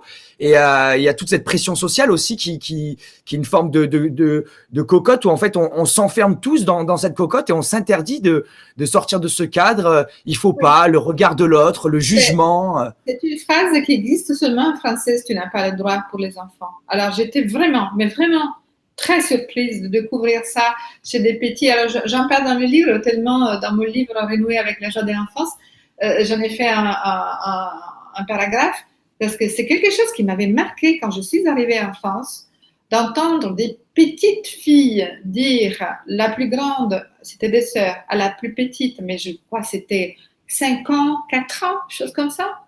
Tu n'as pas le droit. Tu n'as pas le droit. Alors que c'est la période où, au contraire, on doit découvrir et s'ouvrir, être dans dans une forme d'innocence en fait. Et donc moi, j'ai fait des formations, j'ai mis en place des stages pour ça parce que souvent j'ai l'habitude de travailler avec des éducateurs ou des enseignants, même les enseignants de la petite enfance, les éducateurs de la petite enfance, qui travaillent avec des petits. Hein. Si tu leur transmets tout de suite cette notion, je peux pas le droit. Alors, la question qui m'est posée, c'est oui, mais alors comment on fait pour mettre en place des règles? Les règles, évidemment. Alors là, je passe du temps à expliquer que le cadre bienveillant, ce n'est pas forcément un cadre coercitif. On peut faire des règles ensemble. Et dans les villages démocratiques, vous le savez très bien, donc, ce n'est pas facile. Je dis tout le temps, ce n'est vraiment pas facile. Parce que l'ego est toujours là. Il y en a qui savent mieux que d'autres, toujours. Et qu'à un moment donné, effectivement, c'est contraignant de respecter la règle, par exemple, du bâton de parole. De dire, voilà, je parle le temps qui m'est donné et puis je passe le bâton de parole. C'est une règle. Hein. Il y a des contraintes, mais ce sont des contraintes saines pour le vivre ensemble.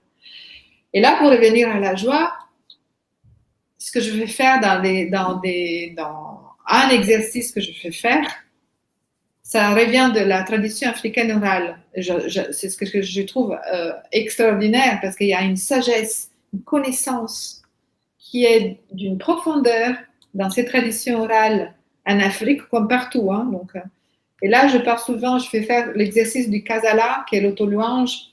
Et donc, je demande aux gens qui sont là, en cercle, de prendre un crayon. Et d'ailleurs, les gens qui écoutent peuvent le faire. Et je suis une fan de ça.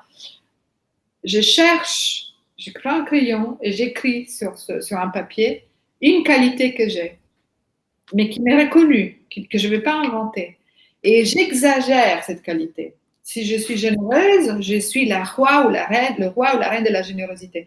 Et je deviens, donc là, je fais appel aussi à des imaginaires qui peuvent venir de la nature. Je suis le lion, comme les planètes, voilà. Donc, je peux faire appel à des imaginaires différents et poétiques. Et ça, je le déclame devant les autres. Et quelle joie! Alors, ça passe souvent par les larmes. Pourquoi? Parce qu'on n'a jamais reconnu ma propre beauté. Et à partir du moment où je me la reconnais moi-même, et cette fois, elle est déclarée et déclamée devant les autres, je nais en moi-même.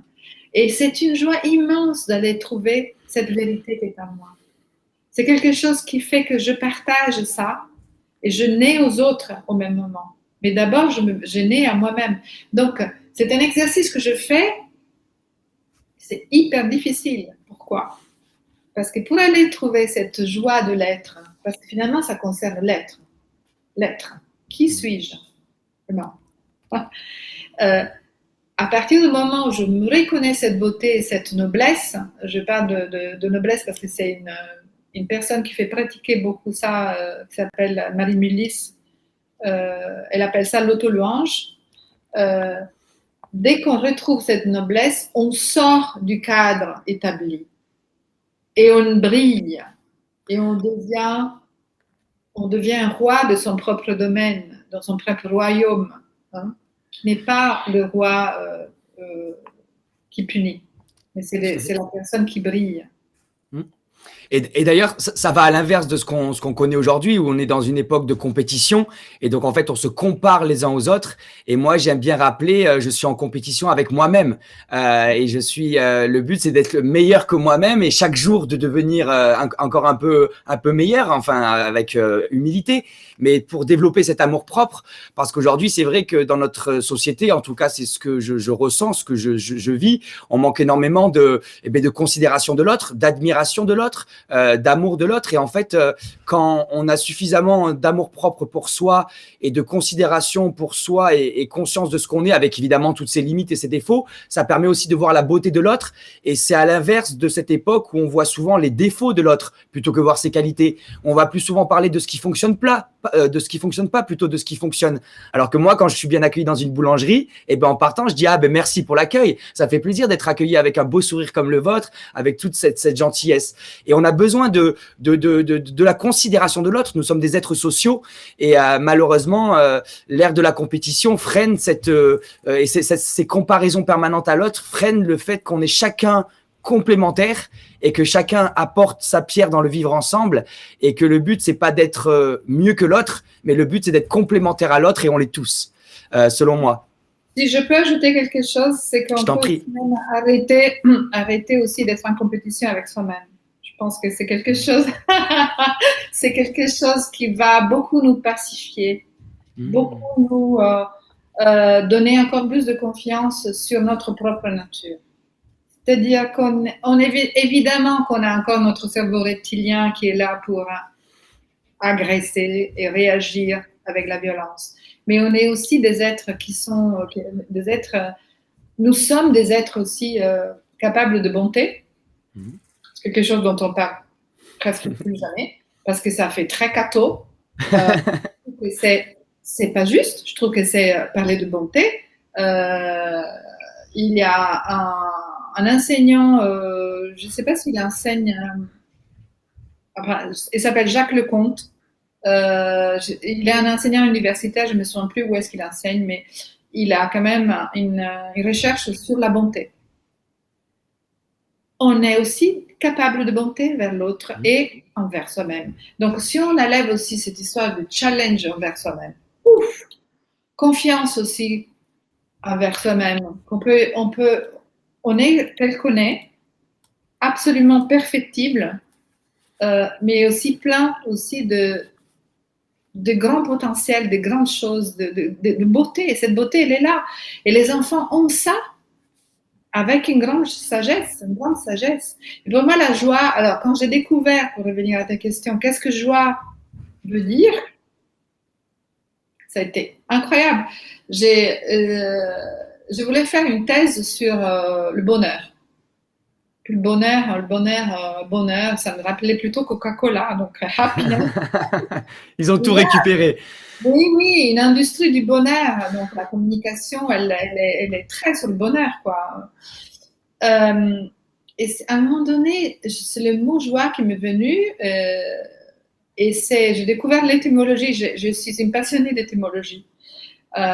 Ça contient une sagesse aussi, ce domaine aussi des connaissances. L'étymologie du mot joie vient du latin gaudium, qui lui vient du sanskrit yuj, qui veut dire aussi le lien.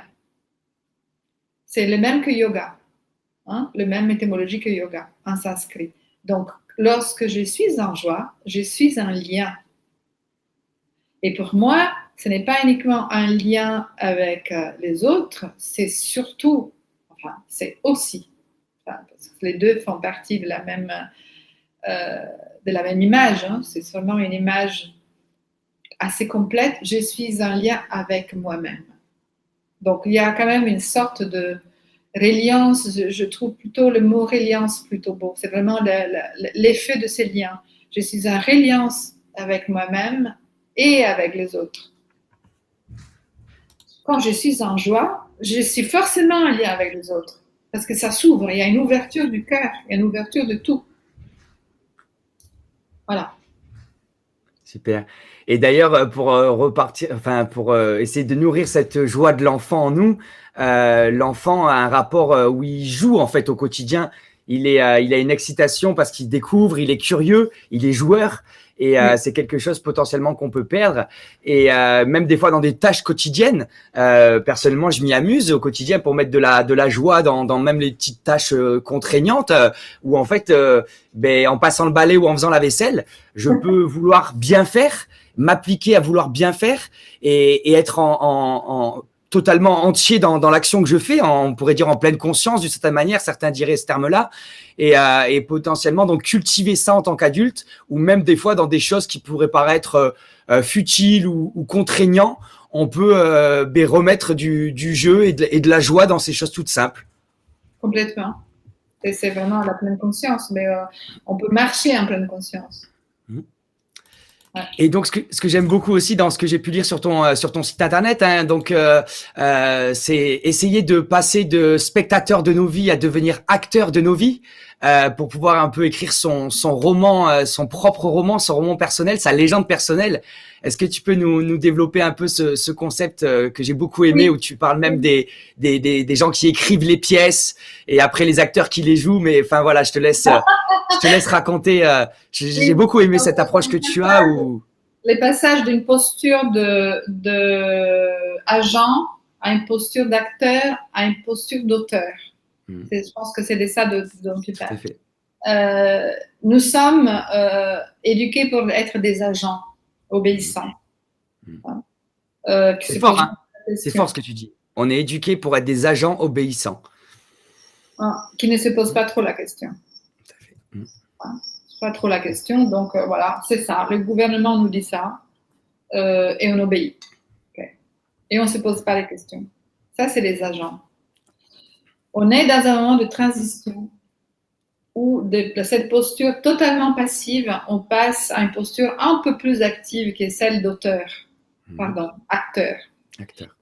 L'acteur, c'est celui qui est quand même un acteur, donc il a quand même un rôle dans cette société, dans ce monde. Mais il y a le danger qu'il joue des pièces qui ne sont pas écrites par lui-même. C'est une métaphore, mais c'est fort quand même. Et je peux très bien m'épanouir en jouant du Shakespeare. Je me retrouve dans un personnage parce qu'il y a une résonance avec des endroits de moi-même, des facettes de moi-même, mais quand même, je suis en train de jouer une pièce qui n'est pas la mienne. Et donc, d'abord, c'est un passage. On peut tenter d'aller vers une posture qui est encore autre chose, qui est encore plus indépendante. Et c'est pour ça, et là on revient à la discussion qu'on a eue en tout début, la posture d'auteur. Je deviens totalement responsable de mes actes, de mes pensées et de ma place dans le monde. Alors là, c'est la véritable souveraineté. Toi, tu as parlé de souveraineté, non? Donc, oui, tout à fait. C'est important pour moi, la souveraineté individuelle. Exactement. Et intellectuelle aussi. Et intellectuelle. Et là, ça nous ramène aussi à cette histoire de l'enfant roi. Donc, encore une fois, on parle de royauté, de souveraineté, de quelque chose de vraiment de. L'enfant roi, c'est dans l'accession négative, c'est celui qui abuse aussi de son pouvoir. Essayons aussi de voir cette royauté d'une façon positive, c'est-à-dire je suis moi-même conscient de mes dons, de mes talents, de mes capacités, de mes défauts, je mets dedans ça, mais je suis auteur de ma vie. Et il n'y a pas quelqu'un qui me fait jouer une pièce qui n'est pas la mienne. Je ne suis pas là, si on parle d'éducation, pour jouer la pièce de mon père qui n'est pas arrivé à être ce qu'il voulait être. Grand ingénieur dans une grande entreprise. diplômé avec un doctorat, post-doctorat, parce qu'il n'a jamais pu faire des études. Donc, auteur, ça demande qu'il y ait quand même presque un changement de paradigme. Ce qui est en train de se passer aujourd'hui. Et pour revenir à ce moment de transition, il y en a qui est vraiment ce petit cercle de personnes, nous sommes encore petits, hein, un petit cercle, mais de plus en plus important, hein, mais qui cherchent à voir la vie et l'existence d'une façon différente. Et donc, on voit directement ce lien entre l'éducation et la joie, parce que pour pouvoir être dans la joie, même en tant qu'adulte, il faut donc mieux se connaître soi-même pour savoir quelles sont ses sensibilités, quels sont les dons que la vie nous a donnés, pour pouvoir aussi réaliser des choses qui ont du sens pour nous. Aujourd'hui, on parle beaucoup de bullshit job, hein, c'est le terme anglo-saxon utilisé. Et d'ailleurs, si, bullshit job. Et d'ailleurs, il y a le burn-out, mais maintenant, il y a aussi le brown-out. Et le brown-out, c'est le fait de travailleurs qui ne trouvent pas de sens dans leur activité. Et au-delà de la surcharge, c'est surtout le manque de sens qui fait entre guillemets, qui pètent un plomb, hein, qu'ils ont des difficultés psychologiques diverses et variées. Et donc, c'est aussi le message que je tente de faire passer, apprendre à se connaître soi-même pour pouvoir se réaliser dans son existence au-delà des normes sociétales qui tentent de nous limiter dans des cadres bien trop limitants. Et d'ailleurs, ça me fait penser, donc on vit dans un monde de plus en plus déconnecté du vivant, de la nature, des cycles naturels, et on vit, on le sait toutes et tous, hein, dans un monde de plus en plus matérialiste, tourné sur l'avoir, sur la réussite sociale dans un cadre limité, hyper connecté, avec toute la télécommunication moderne, le numérique, l'internet, et d'ailleurs même cette interview se fait à distance, donc c'est pas noir ou blanc, hein, c'est pas manichéen, mais quand même. Et comment on peut, comment c'est possible d'être dans la joie dans cette déconnexion globale en fait, parce que on parle de monde connecté, mais au final, le monde connecté, d'une certaine manière, nous a déconnectés de nous-mêmes. Oui, complètement. Comment on peut être dans la joie? Écoute, je n'ai pas la baguette magique. D'ailleurs, quand j'ai fait des stages ou des conférences, la première chose que j'ai dit, puisque l'intitulé de la conférence ou du stage, c'est souvent éduquer à la joie, j'ai dit, écoutez, là, je vous ai amené à ça parce que c'est curieux, ça donne un petit peu de curiosité de voir qu'est-ce que c'est, mais en réalité, on ne peut pas éduquer à la joie ou dans la joie ou vers la joie parce qu'on l'a déjà. C'est juste une question de déformatage. Parce que tu parles aussi de connexion, réconnexion. C'est de déformatage aussi, de dire, voilà, prendre conscience de mes dépendances, c'est ce besoin d'être connecté, mais je le parle aussi pour moi-même. Hein. Enfin, si un jour il n'y a pas d'Internet, c'est un peu, surtout là maintenant, je suis en Afrique, j'ai besoin de savoir qu'est-ce qui se passe en Europe. Je suis les nouvelles sur Internet. Donc, évidemment, je suis devenue dépendante. Mais peut-être pas tant que ça, hein, parce que j'ai vu qu'effectivement, je peux très bien me défaire d'Internet comme je me défais du café. Alors, c'est difficile, je suis italienne. En quelques jours, j'ai mal à la tête pendant 2 ou 3 jours, mais après, je suis libre du café. Donc, la même chose, c'est possible. Donc, je crois qu'un premier pas, c'est de prendre conscience aussi de cette dépendance qu'on a. Et puis, comme je l'ai dit tout à l'heure, là, vraiment faire le choix et dire, non, je ne permettrai pas qu'on fasse de moi un agent et même un acteur. Voilà. C'est revenir à son propre choix de liberté intérieure. Donc, c'est vraiment prendre conscience. Je sais que Pierre Rabhi n'aime pas beaucoup, parce que j'ai parlé avec lui de ça, n'aime pas beaucoup ce terme prendre conscience, parce que la conscience, on l'a, on n'a pas à la prendre, évidemment. Et en même temps, je pense que c'est un acte important aujourd'hui je ne sais pas comment on pourrait le traduire,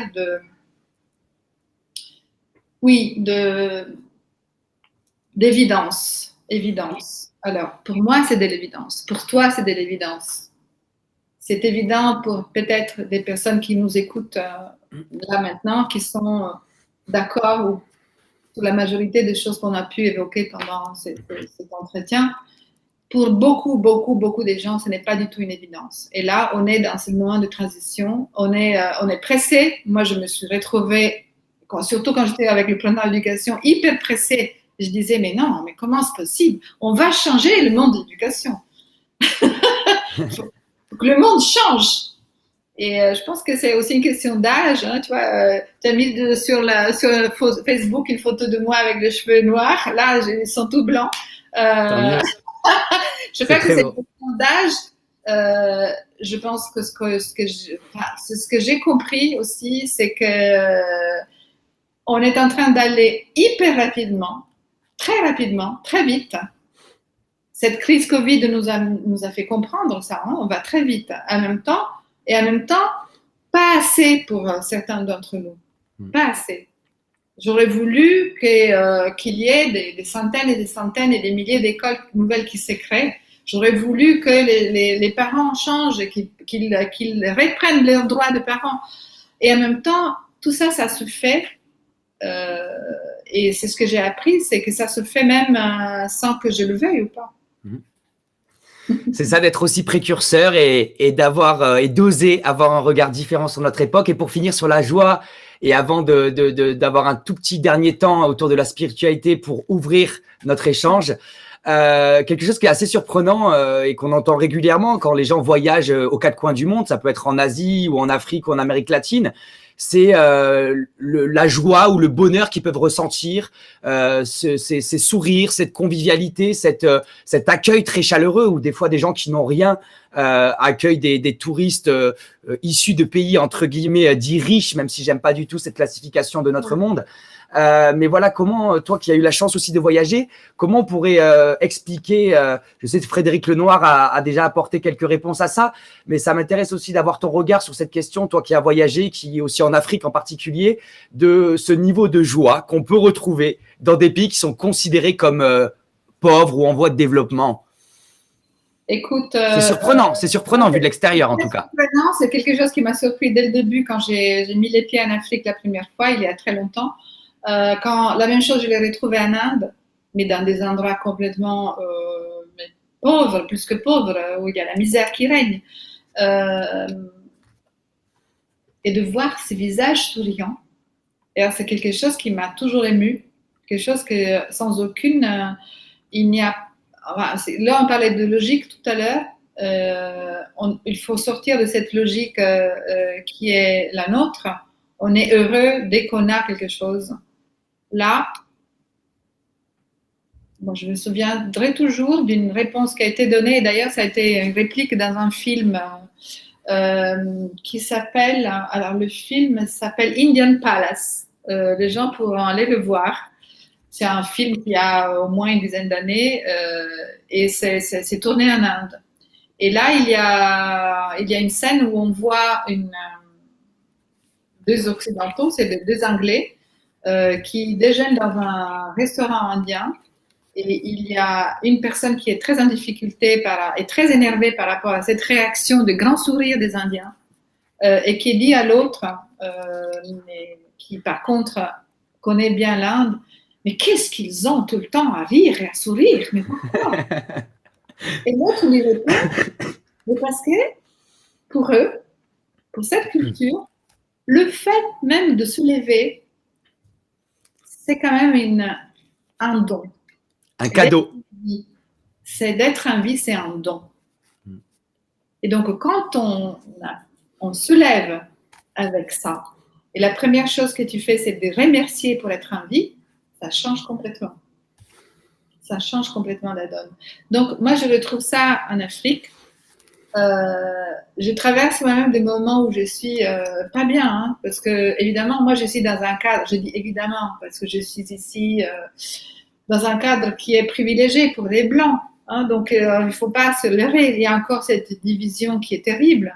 Et en plus, dans des pays émergents africains qui sont très riches, comme là où je suis en Angola, il y a une grande disparition, un gap énorme entre les populations, la pauvreté et les riches qui sont hyper riches.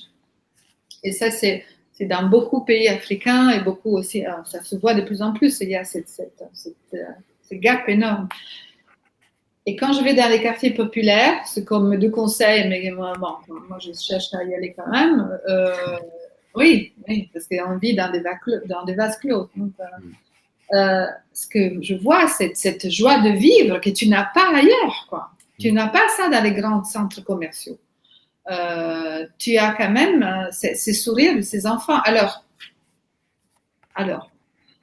moi, ça me laisse par moments quoi faire par rapport à cette situation qui est complètement injuste. Et en même temps, moi, j'ai une grande, je les envie presque, quoi, tu comprends, de savoir être capable de se réveiller et de remercier par le seul fait d'être en vie.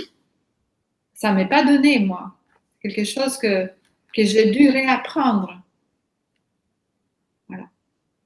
Et ça fait une parfaite transition avec notre dernière partie où on va aborder très rapidement pour ouvrir d'autres questionnements autour de la spiritualité. Mais ce que tu témoignais de ce que tu as vécu en Afrique, moi, me fait penser au monde de l'handicap.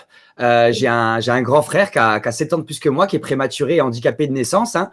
Et donc, j'ai fréquenté pas mal du monde d'handicapés dans ma vie, enfin d'handicapés physiques, moteurs.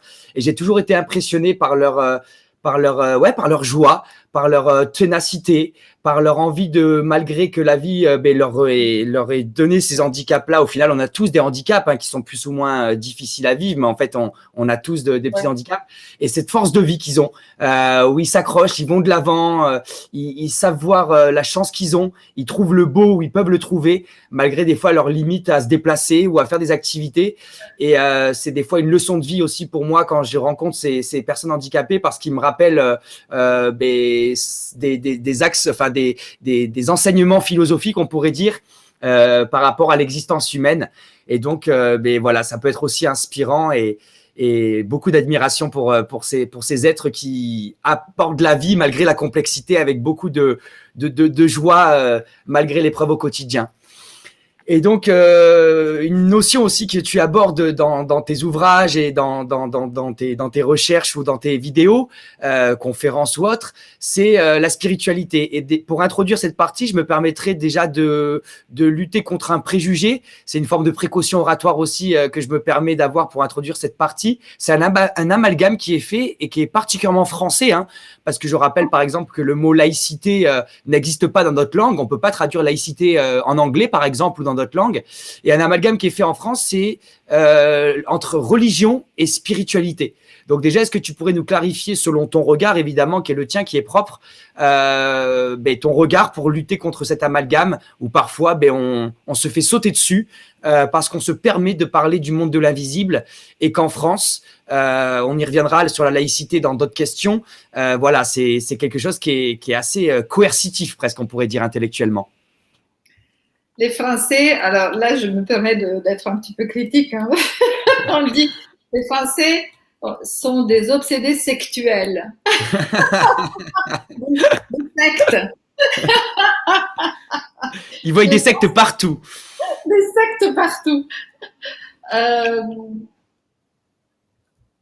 C'est très français, effectivement. On a eu besoin d'ajouter cet adjectif laïque au mot spiritualité en France. La spiritualité laïque. Besoin de démarquer ça par rapport à ces dangers des religions.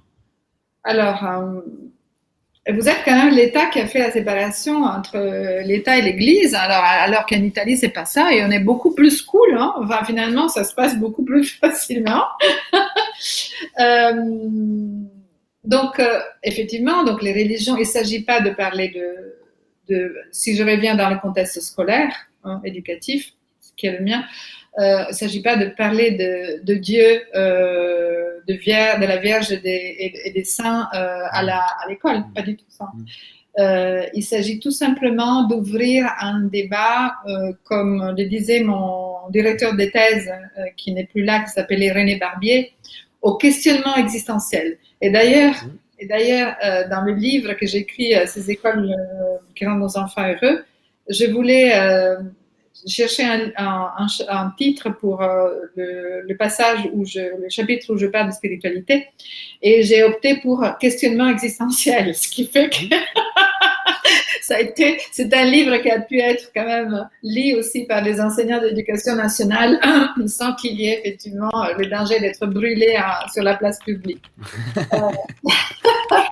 La question C'est parce que, alors, et là je reviens encore une fois aux enfants. Les enfants et cette vision d'éducation intégrale, de l'intégralité d'un enfant et d'un être humain, cette dimension spirituelle, elle est là. Lorsque un enfant se pose des questions sur, par exemple, la mort, et souvent apporte aussi des réponses. C'est très surprenant, des fois, très pertinente les réponses. D'une sagesse et d'une maturité et d'une profondeur qui laisse pantois les adultes, très souvent. Donc pour moi, il ne s'agit pas à l'école, par exemple, d'enseigner des dogmes ou faire du catéchisme si on parle d'éducation religieuse catholique. La même chose pour d'autres types de religions. Il s'agit, dans un environnement qui accueille aussi la spiritualité, d'ouvrir à ces questionnements-là et de ne pas en avoir peur, ce qui n'est pas le cas aujourd'hui. D'où aujourd'hui cette nécessité que j'ai sentie de mettre en place aussi des formations sur les enfants et la mort. Ça, je te l'avais pas dit. Non, je ne savais pas. Et c'est une chose que je vais faire avec une art thérapeute, une personne musicienne d'ailleurs, qui est clown aussi, qui s'appelle Anne Kaloustian. Et on va mettre en place des formations sur la mort et les enfants. Il ne s'agit pas de parler de la mort aux enfants. Ce n'est pas la question comment parler aux enfants de la mort. C'est d'accueillir ce questionnement qui est pour moi hautement spirituel. Parce que il se pose très souvent la question de où est-ce qu'on va. D'ailleurs, l'intitulé de cette formation est dit quand je l'ai repris d'une phrase, d'une question d'un enfant qui disait dit, est-ce que quand je suis mort, c'est pour toujours? Extraordinaire. C'est extraordinaire. C'est extraordinaire. Cette question du temps et qu'est-ce qu'on devient et où est-ce qu'on va. Donc, là, je fais l'exemple de la mort. Pour moi, la mort fait partie des questionnements spirituels de l'ordre de l'existentiel, donc qui ont besoin d'être pris en compte dans un contexte éducatif, où les enfants ont besoin aussi de mettre des mots sur des questions de leur vie, sur leur vie, ce qu'ils vivent. Donc là, je t'ai parlé de la mort, mais la même chose, ça peut être, je ne sais pas, concernant 1000 choses de l'actualité. La maladie ou l'handicap, tu parlais de l'handicap. Donc on peut aborder ces questions-là aussi sur un plan, si on ne peut pas utiliser le mot spirituel en France, existentiel, utilisons le mot existentiel. Ça amène aussi, évidemment, ce choix de la spiritualité. Pour moi, je fais un coming out spirituel, comme le fait Abdenour Bidar, comme l'a fait Laurence Malaski. Il y a des intellectuels que tu pourras un jour interviewer qui ont écrit sur ça. Les coming out spirituels, c'est vraiment génial. Je l'affirme, je suis un être de spiritualité. Et j'ai besoin de garder cette dimension-là à moi, et j'ai besoin que ce soit respecté dans mes enfants, et des enfants aussi, les autres enfants. Spiritualité, pour moi, c'est aussi ce lien à la nature. Et pour moi, et ça, j'ai aussi le privilège d'avoir vu des forêts ici, dans les forêts équatoriales. Quand tu rentres dans une forêt, ça, on peut le vivre dans nos forêts aussi en Occident, mais quand tu rentres dans une forêt équatoriale avec des arbres qui font la hauteur des bâtiments de 10 étages, tu vois, quand tu rentres dans une forêt, tu sens le sang du sacré. Tu n'es rien, et à la fois tu es tout. Tu vois? Tu es dans ce tout qui est complètement complet et à la fois silencieux et interrompu par les bruits et les sons des animaux, les oiseaux, etc. C'est sacré. La nature a un côté sacré qu'il faut apprendre à respecter. Donc, si on ne veut pas faire de la spiritualité, mais non, et on ne veut pas l'appeler comme ça, on peut très bien masquer nos sorties nature avec les enfants par des moments de questionnement existentiel. Et c'est impressionnant, il y a vraiment un dogmatisme de certaines institutions qui abordent la laïcité, en particulier en France. Et donc, on voit que la liberté est encore un axe pour pouvoir se libérer de tout ça. Mais comment expliquer? Il y a vraiment quand même, enfin en tout cas selon mon ressenti subjectif, il y a quand même depuis, tu parlais de la loi de séparation de l'État et de l'Église en 1905 en France, et pour moi au cours de ce 21e siècle, de ce que j'en ai vécu et de ce que j'ai pu lire, il y a vraiment un rouleau compresseur pour construire un monde ultra laïque où la laïcité devient une religion, un monde séculaire, donc où on enlève vraiment toute cette dimension spirituelle. Pourquoi on ressent ça en tant que citoyen? Ça devient évidemment en partie des institutions, mais c'est aussi médiatique, hein. Il y a un combat médiatique où des fois il y a aussi de l'anti-religion qui est fait. Donc là, on fait la distinction entre religion et spiritualité, mais les religions posent aussi certaines questions spirituelles et existentielles. Donc comment justifier cette guerre qui est faite un peu, même s'il y a aussi la mode un peu de la méditation, des philosophies orientales, mais quand même, il y a un sentiment de guerre contre les questions existentielles qui peuvent, enfin, qui sont peut-être en confrontation en fait avec le modèle de société qu'on nous propose. Alors, en France, il y a quand même des traditions importantes. Et l'institution, l'administration en a reçu l'héritage, c'est tout ce qui vient de la franc-maçonnerie. Alors, je ne rentrerai pas dans ce domaine qui n'est pas le mien, mais c'est quand même très intéressant de savoir que l'administration et l'État ont été très influencés et continuent de l'être influencés par cette vision des francs-maçons.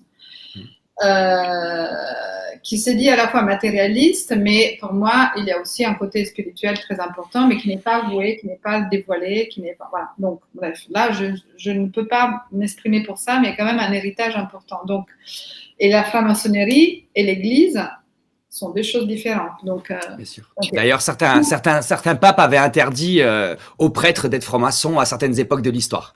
Exactement. Donc, il y a ça qui est à tenir en compte. Ça mériterait aussi il y a des études et des livres, des œuvres sur ça. Les institutions en sont l'héritage aussi, hein, donc, et l'administration aussi. Très pyramidale, très pyramidale.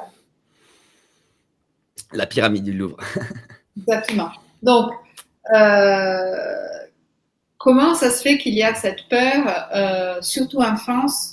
Je pense qu'une réponse, c'est aussi cet héritage qui vient de ce que je viens de dire, donc, cette vision qui est propre à l'État français, ce besoin de contrôler, ce besoin de contrôle aussi, l'État et le gouvernement, il est là, enfin, là, je vais parler aussi d'éducation parce que je veux pas m'avancer sur d'autres domaines, mais si je reviens au programme d'éducation nationale, on peut aborder cette question existentielle dans des cours de philo. Et la France a produit des philosophes magnifiques. Hein. Mais il y a presque plus de cours de philosophie à l'école. Hein. Et encore, c'est qu'en terminale et c'est pas pour toutes les filières. Et c'est une approche très limitante, moi, de mon expérience personnelle. C'est ce qu'on fait. On fait de l'histoire de la philosophie. C'est ça, tout à fait. On n'apprend pas à philosopher. Clairement. Clairement. Parce qu'on a des différences, par exemple, avec l'Italie, où on a un peu plus d'années de philo. Et ne serait-ce que par le fait aussi qu'on est beaucoup plus dans l'oral que dans l'écrit. On apprend à parler en public, enfin, je parle de l'école, en classe, de ces questions-là. Il n'y a pas de contrôle, il n'y a pas de contrôle par écrit en philo en Italie. Il y en a très peu. Tout est fait à l'oral.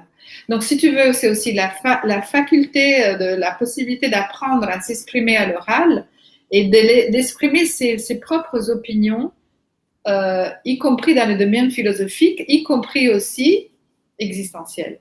Donc, Là, je trouve qu'on se heurte encore en France à ces domaines qui sont encore très contrôlés. Tu viens de le dire, la philosophie, on fait juste qu'une année et on fait de l'histoire de la philo. Et dès qu'on arrive, on se heurte aussi à ce que je viens de dire, c'est-à-dire ce besoin de contrôler pourquoi il y a ce besoin de ce contrôle? C'est parce que finalement, pourquoi on ne change pas ce monde de l'éducation? Pourquoi on ne change pas, on n'introduit pas aussi ces dimensions qui est importante, le questionnement existentiel dans des classes? Pourquoi il n'y a pas de débat? Mais pourquoi? Parce que sinon, on rend les jeunes, les enfants et des hommes libres. Et on va dans le sens inverse de ce qui a été jusqu'à maintenant prôné par l'institution, qui est donc un endroit de reproduction du système. Donc, moi, je trouve que, je me répète, mais on se risque à rendre des enfants libres. C'est hyper intéressant parce qu'on se rend compte vraiment du lien direct entre le monde de l'éducation, le monde de l'enfance et le monde politique, et comment les objectifs politiques influencent énormément ce monde éducatif. Et on voit très bien que ce qu'on a échangé au cours de ces presque 2 heures, montre comment il y a une volonté politique et une volonté d'individu de limiter tout ça. Et pour aller vers la fin de notre échange, ça me fait penser aussi à ce monde ultra rationaliste, gouverné par les chiffres, où aujourd'hui, par exemple, certains parlent de scientisme. La science devient un peu l'alpha et l'oméga. On gouvernerait uniquement par la science ou par les chiffres, dans une démarche. On en a parlé tout à l'heure. Oui. Tout à fait, dans une démarche de contrôle où on veut tout contrôler. Et donc, c'est aussi potentiellement, enfin, c'est une de mes grilles de lecture et une question que je te pose. J'ai l'impression qu'aujourd'hui, les élites politiques, les élites influentes, enfin, en tout cas, les personnes qui ont un pouvoir assez important sur ce monde, voire des fois un pouvoir démesuré, sont dans une position, enfin, sont dans une philosophie, une approche de l'être humain qui contrôle tout. On va contrôler l'agriculture en faisant des plantes OGM. On va vouloir contrôler le climat en faisant de la géo-ingénierie. On va vouloir contrôler les naissances avec de plus en plus maintenant de sélection génétique qui pose des questions en termes de bioéthique. Et donc, en fait, on parlait du contrôle de l'enfant en limitant le cadre et avec un système éducatif très limitant et en aucun cas émancipateur et qui permettent à chacun de trouver sa place. Et donc, est-ce qu'aujourd'hui, nous n'avons pas quand même une certaine classe politique ou une classe influente de notre société qui tente d'amener le monde dans une direction, ce monde matérialiste, ultra-rationaliste, de contrôle global, et un peu à l'inverse de la démarche dans laquelle nous on tente d'être. En tout cas, je pense qu'on partage ça tous les deux, une démarche où on se pose ces questions existentielles, le sens de notre existence, le sens de notre vie, comment j'ai envie de me réaliser, pourquoi je suis là, et essayer d'apporter ma pierre pour pouvoir être acteur et même même auteur de ma vie, on l'a dit, pour aller jusqu'au bout du processus. Oui, effectivement. Heureusement qu'il y a des oasis. Et qu'on est là pour jardiner et cultiver des jardins différents. Voilà, tu parlais de permaculture. Moi, je pourrais évoquer ça comme mot de la fin. Aller cultiver là où c'est déjà fertile. C'est un principe de la permaculture. N'allons pas inventer, n'allons pas planter du maïs dans un terrain qui n'est pas fait pour ça. Allons chercher ce qui existe déjà. Et la même chose pour l'éducation en nous-mêmes. Et donc, c'est toute l'importance aussi d'aller découvrir. Je t'écoute, hein? Hein? Allô? Oui? Antonella? Oui, je suis là. Ah.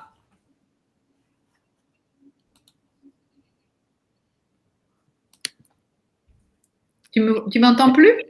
Si, il y a un tout petit bug. Excuse-moi, c'est bon, c'est reparti. Pardon.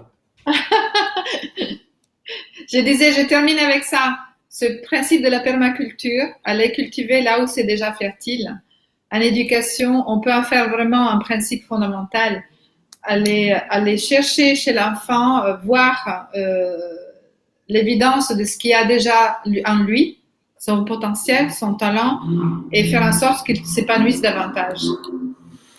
C'est magnifique et ça me fait penser à quelques phrases que j'ai pu lire sur le site du Printemps de l'éducation qui a donc existé pendant un peu plus de 10 ans et qui s'est maintenant arrêté et qui disait sur le site, la page d'accueil, une page se tourne après 10 ans d'existence dans le paysage éducatif français. Nous avons envie de, par contre, ils expliquent pas les raisons précises, mais ils disent que c'est un sentiment de fierté d'avoir partagé cette belle aventure. Et ce qu'ils disent en lien avec la permaculture, c'est car nous sommes conscients que cette dissolution contribue à un processus qu'on connaît bien en permaculture et qu'on peut peut adapter à toute entreprise humaine, celui du compostage, c'est-à-dire de la conversion et de la valorisation des matières organiques en un produit riche de vie, le compost. Voilà, mon cerveau a fait un petit lien avec cette petite phrase qu'on pouvait retrouver sur le site Printemps de l'Éducation. Et comme tu le dis, allons semer des graines où la terre est fertile. Et ça fait penser même d'ailleurs à des paraboles de la Bible que j'ai pu entendre quand j'étais plus jeune dans mon cadre familial. Ton éducation religieuse. Tout à fait. Et ne restons pas dogmatiques, continuons comme toi à avoir cette volonté, cet élan en fait pour la vie, sans prétention, en restant humble, non pas dans une démarche de notoriété pour être connu, reconnu, mais juste contribuer à notre échelle, apporter notre pierre à l'édifice. Et je trouve que tu le fais très bien. Moi, je t'avais découvert il y a maintenant, je sais pas, 7-8 ans sur On passe à l'acte. Ah oui. Et 7-8 ans plus tard, Mathias d'ailleurs, un homme inspirant aussi avec l'association On passe à l'acte. Et vraiment, je te remercie. Est-ce que tu veux rajouter un petit mot de la fin ou peut-être une question que je t'ai pas posée, que tu aurais aimé que je te pose? Non, je pense qu'on a suffisamment bavardé. Je trouve que ça serait intéressant aussi de voir s'il y a des questions après sur la plateforme où les gens vont pouvoir les poser. Donc, on peut encourager les internautes à ouvrir les questions et à échanger ensemble au-dessous, sous les vidéos avec les liens en commentaire. Merci. Gratitude. Merci beaucoup. Eh bien, merci beaucoup aussi, Antonella. C'était vraiment un plaisir pour moi de t'accueillir.